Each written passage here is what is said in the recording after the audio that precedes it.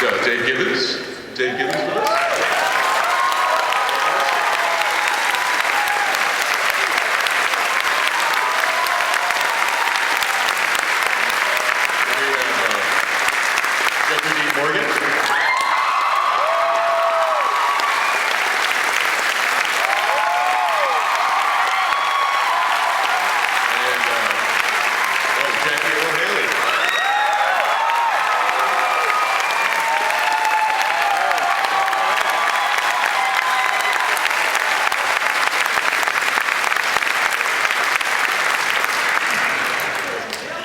Finally, Patrick Wilson.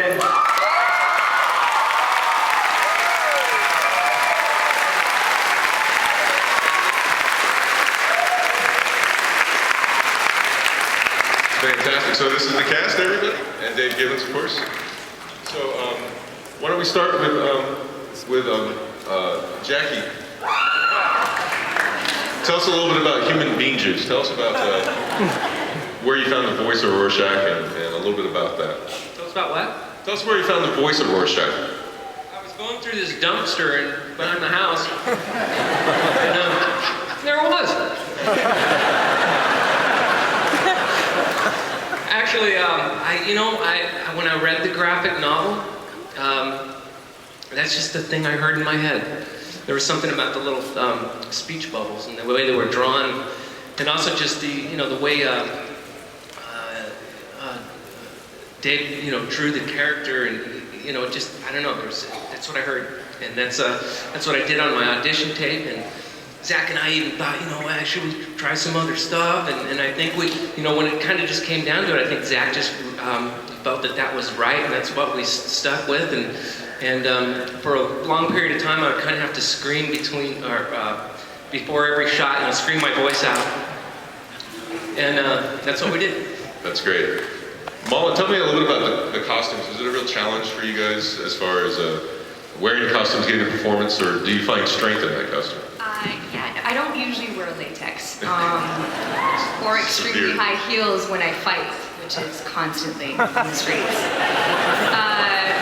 So yeah, it was definitely, I think that the hugest challenge was actually the heels of all things. The costume was definitely not comfortable, but it looked pretty fierce. So we dealt with it. Billy, tell us about your character, because you had the challenge of trying to become less human as the movie went on. No problem there. I think, Dr. Manhattan was just distracted more than anything, and so I spent a lot of my time thinking about other things. Like what?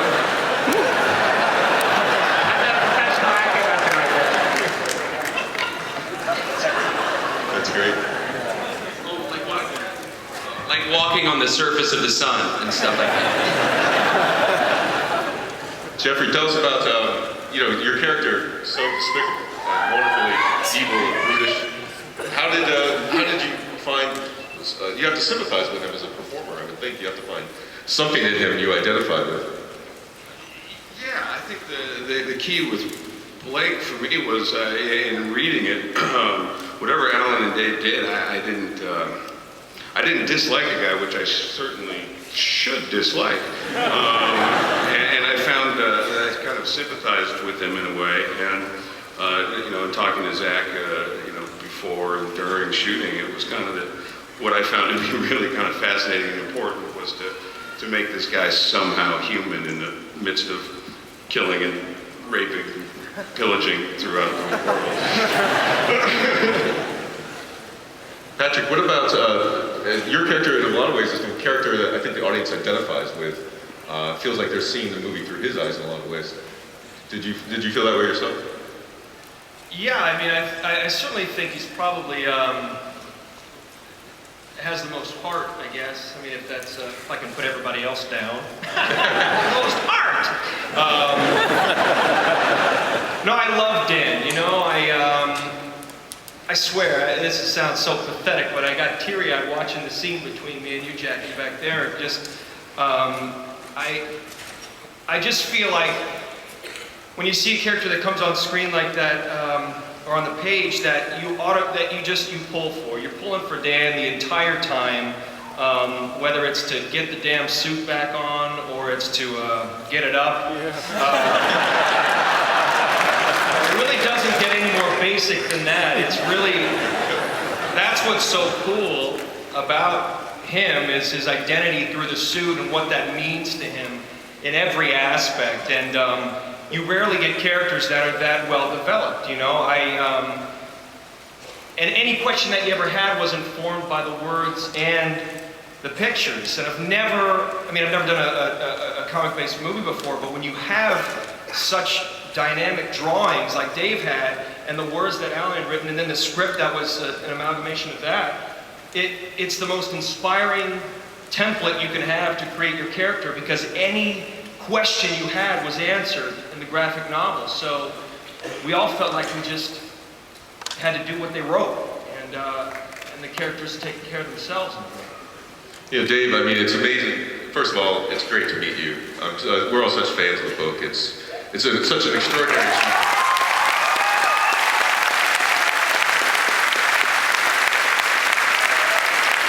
I can't even begin to imagine what it's like for you to see it on the screen. Can you tell us a little bit about, are you getting accustomed to it yet, or is it still kind of jolting every time you see it?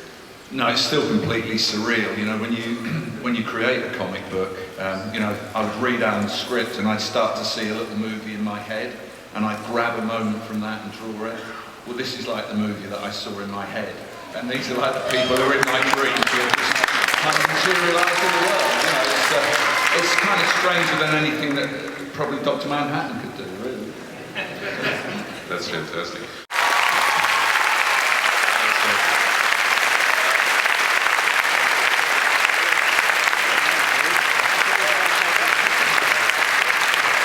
Well, thanks again, everybody. It's just an extraordinary movie, and we all really appreciate you coming out.